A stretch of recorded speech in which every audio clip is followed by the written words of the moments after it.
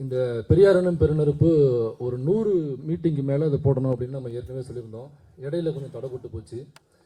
காரணம் என்னன்னாக்கா, ஏகப்பட்ட வேலை சுமைகள், வேறு வெளியில் மீட்டிங் அதிகமாக இருந்ததுனால பெரியாரனும் பெருநெருப்பை கொஞ்சம் அதை பாஸ் பண்ணி வைக்க வேண்டிய கட்டாயம். இப்போ திரும்ப அதை ரிசீவ் பண்ணியாச்சு. இதுக்கப்புறம் வாரம் அந்த மீட்டிங் நடக்க போகுது. சென்னைக்குள்ளே வெளியில் தமிழ்நாடு முழுக்க அதை சொன்ன மாதிரி நம்ம நடத்த போகிறோம். ஏன்னா அதுக்கான தேவைகள் இருக்குது.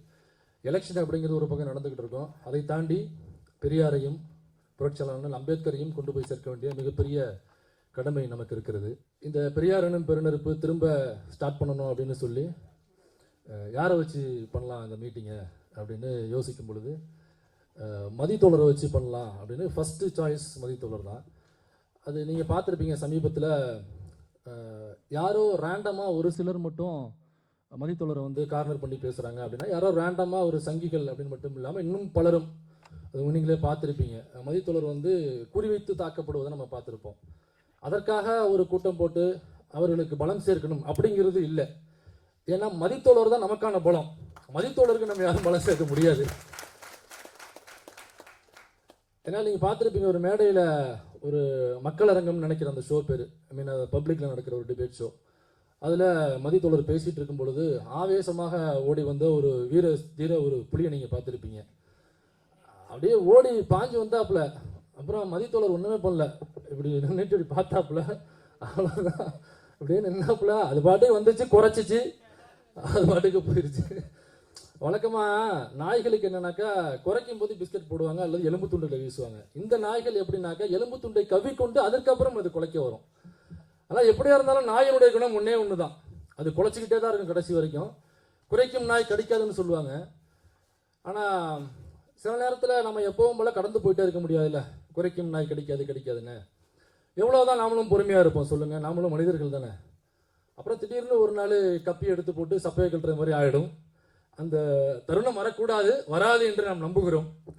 அதனால் மதித்தோழர் தான் ஃபர்ஸ்ட் சாய்ஸ். இப்போ சமீபத்தில் கூட அதே போன்ற ஒரு வெறிநாய் குறைத்ததை நாமெல்லாம் பார்த்தோம்.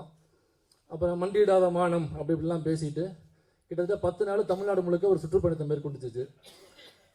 ஒரு நாளைக்கு ஒரு ஊர் அப்படின்னு சொல்லிட்டு சுற்றுப்பயணத்தை மேற்கொண்டுச்சு. அப்புறம் கடைசியாக ஓசூரில் போய் அந்த நாயை ஒரு வலை வீசி பிடிச்சி கொண்டு வந்தாங்க. எங்களுக்கு மதித்தோழர் வந்து இப்போ வச்சு மீட்டிங் பண்ணணும் அப்படிங்கிறது இல்லை. பெரியாரனும் பெருநெருப்புன்னு பண்ணலாங்கிற ஒரு ஐடியா எங்களுக்கு எப்போ தோணுச்சோ, கிட்டத்தட்ட ஒரு 7-8 மீட்டிங் போட்டிருக்கோம் நினைக்கிறேன் இல்லையா ஆந்திரா? ஒரு 7-8 மீட்டிங் இது வரைக்கும் போட்டிருக்கோம். அந்த 7-8 கான்க்ளேவ்லையுமே நாங்கள் முதல் கான்க்ளேவ் போடும் பொழுது மதித்தோழரை வச்சு தான் நம்ம ஆரம்பிக்கிறோம். ஆனால் மதித்தோழருக்கு வந்து நேரம் இல்லை. அவங்க டெய்லி ஒரு கமிட்மெண்ட்டில் இருக்காங்க. டிபேட் ஷோ அல்லது வெளியில் பொது மீட்டிங்கு பேச போகிறது அல்லது திராவிடர் கழகம் சம்மந்தப்பட்ட அவங்களுடைய பொறுப்புகள் சார்ந்த விஷயங்களாக இருக்கட்டும், அப்படி டெய்லி அவங்க பிஸியாக இருந்ததுனால தேதி கிடைக்காம தள்ளி போயிட்டு இருந்துச்சு. அப்புறம் கரெக்டாக இப்போ வந்து அந்த தேதி லாக் ஆச்சு. அதனால் ஃபஸ்ட்டு சாய்ஸ் மதித்தோழர் அப்படின்னு நாங்கள் ஃபிக்ஸ் பண்ணி அப்புறம் அவங்கள்ட்ட தேதி வாங்கணும். குறுகிய காலத்தில் நடந்ததான், ஒரு 3-4 நாட்களுக்குள்ளேயே இதெல்லாம் நடந்துச்சு. அப்புறம் 2வது சாய்ஸ் என்னன்னா, கண்ணை மூடிட்டு அடுத்து ராஜீவ்காந்தி அண்ணன் தான், வேறு சாய்ஸ் கிடையாது. ராஜீவ்காந்தி போயிடலாம். ஏன்னா நீங்கள் சமீபத்தில் பார்த்துருப்பாங்க, கோயம்புத்தூர் வந்து ஏதோ சங்கிகளுடைய கோட்டை அப்படின்லாம் பேசிகிட்டு இருப்பாங்க. அந்த கோயம்புத்தூரில் போயிட்டு அந்த சங்கிகளுக்கு எதிராக மிகப்பெரிய ஒரு கூட்டத்தை திரட்டி, வழக்கமாக சங்கிகள்னாக்கா ஒரு காவி ட்ரெஸ்ஸை போட்டுக்கிட்டு அப்படி தான் பேசுவாங்க, கல்விக்கு எதிராக பேசுவாங்க. நம்மளுடைய ஒடுக்கப்பட்ட மக்களுடைய 97% மக்களுடைய, இளைஞர்களுடைய, மாணவர்களுடைய கல்விக்கு எதிராக பேசுவாங்க. அவங்க சங்கி நம்ம ஈஸியாக ஸ்மெல் பண்ணிடுவோம். பட் திஸ் டைம் கொஞ்சம் டிஃப்ரெண்ட். நம்மளால் ஒருத்தரை பிடிக்க வச்சு அவங்க டைலாக் குடிச்சு கொஞ்சம் டப் பண்ண வச்சுட்டாங்க. அறநிலைத்துறை காசு எடுத்து நீங்கள் எப்படி கல்விக்கு செலவு பண்ணீங்க அப்படின்னு. இப்போ அந்த டைலாக் கேட்கும் பொழுது இன்கேஸ் அது விஷுவல் இல்லாமல் நமக்கு அந்த டைலாக் மட்டும் வந்துச்சுனாக்கா நம்ம என்ன சொல்லிப்போம்னாக்கா, பாரு அந்த அர்ஜுன் சம்பத்துக்கு இதே வேலையாக போச்சுடா, இங்கே போனாலும் இவன் இதே மாதிரி தான் வந்துகிட்டு இருக்கான். பாரு இந்த மோகன் பகவத்துக்கு இதே வேலையாக போச்சு, நம்ம பிள்ளைங்க படிக்கக்கூடாதுனே இவங்க கங்கணம் கட்டிட்டு தெரியாங்கண்ணா அப்படின்னு நம்ம சொல்லியிருப்போம். அன்ஃபார்ச்சுனேட்லி அது விஷுவல் வந்துருச்சு. அப்புறம் பார்த்தோம்னாக்கா நல்லா வெள்ளை சட்டை வெள்ளை பேண்டெல்லாம் போட்டுக்கிட்டு, அதில் ரொம்ப ஆச்சரியமாக இருந்துச்சு. இந்த டைலாக் பேசும் பொழுது நிமிந்துலாம் நிற்கிறாப்புல, அதில் நிமிந்து இப்படி நிற்கிறாப்புல, இப்படி பார்க்குறாப்புல, தைரியமெல்லாம் பேசினாப்புல. அப்புறம் யார் அது? அப்புறம் தூரமாக வச்சு பார்க்கும்போது நம்ம ஐயா எடப்பாடியார் மாதிரி இருந்துச்சு. இல்லையே, நிமிந்துலாம் நிற்கிறாப்புலையே, ஐயாவா இருக்க வாய்ப்பு இல்லையே.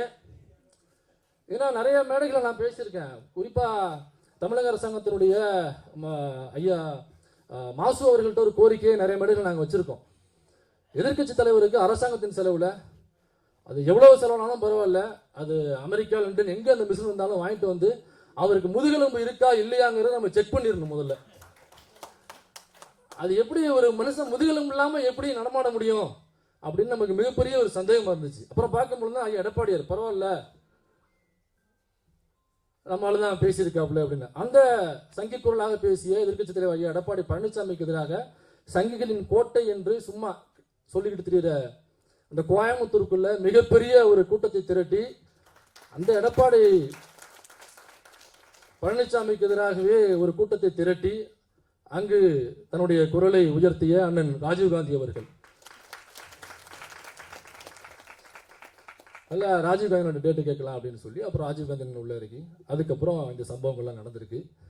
இப்போ இவ்வளோ கேப் போட்டு நம்ம இந்த கூட்டத்தை நடத்துகிறோம், ஆனாலும் இவ்வளோ பேர் வந்திருக்கீங்க, ரொம்ப மகிழ்ச்சியாக இருக்கிறது. இந்த கூட்டம் நடத்துவதற்கு எங்களுக்கு பேருதவி செய்த கேப்டன் ஜிஎஸ் குமார் மற்றும் அவருடைய குடும்பத்தினருக்கும் இந்த நேரத்தில் நாங்கள் நன்றி சொல்ல கடமைப்பட்டிருக்கிறோம். அடுத்ததாக நோக்க உரை, அதான் எழுதி அனுப்பிச்சிருக்காப்புல. நோக்க உரைன்னு என்னைய போட்டு நீ உழுக்க பேசிட்டாங்க என்னத்த பேசுறதுன்னு அதுதான் எழுதி அனுப்பிச்சிருக்காப்புல, வேற ஒன்றும் இல்லை. அடுத்ததாக நோக்க உரையை தருவதற்கு இந்திரகுமார் தேரடி அழைக்கிறோம்.